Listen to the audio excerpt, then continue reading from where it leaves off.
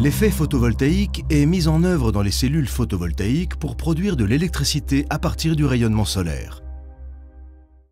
Pour fabriquer les cellules photovoltaïques, on utilise des matériaux aux propriétés particulières, les semi-conducteurs. Et ceci pour deux raisons. Ils absorbent facilement la lumière et permettent de générer un champ électrique et une tension électrique.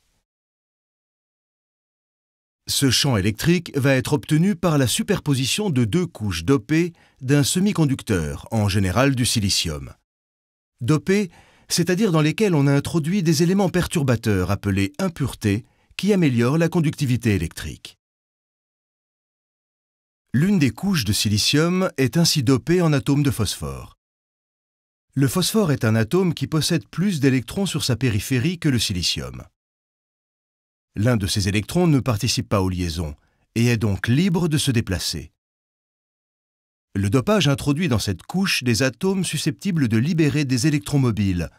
On parle de couche N, car la charge mobile est négative. L'autre couche du semi-conducteur est quant à elle dopée au bore, déficitaire en électrons. Le bore est un atome qui possède moins d'électrons sur sa périphérie que le silicium. Il lui manque un électron pour la réalisation des liaisons. Le bore va donc capter un électron dans le reste du matériau. Cet électron laisse derrière lui un trou d'électrons qui est mobile et de charge positive. Le dopage introduit dans cette couche des atomes susceptibles de libérer des trous mobiles. On parle de couche P car la charge mobile est positive. Les électrons et les trous se déplacent par diffusion dans ces deux couches. Au voisinage de leur interface, la diffusion entraîne une recombinaison entre les trous et les électrons. Les électrons et les trous mobiles s'annihilent.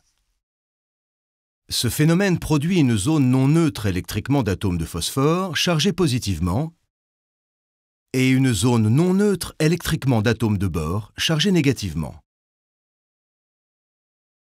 On obtient ainsi un champ électrique au sein du semi-conducteur, et cette région est appelée jonction PN.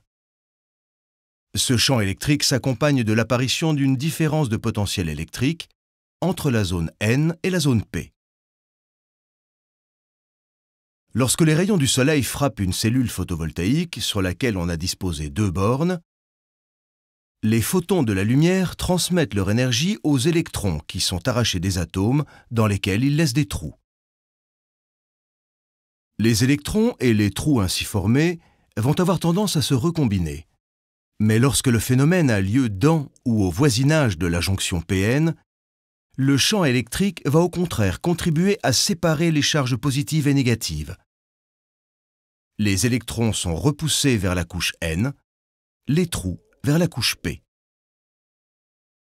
Les électrons cherchant à se combiner avec les trous sont alors obligés de passer par un circuit extérieur pour rejoindre les trous, créant ainsi un courant électrique continu qu'on appelle le photocourant.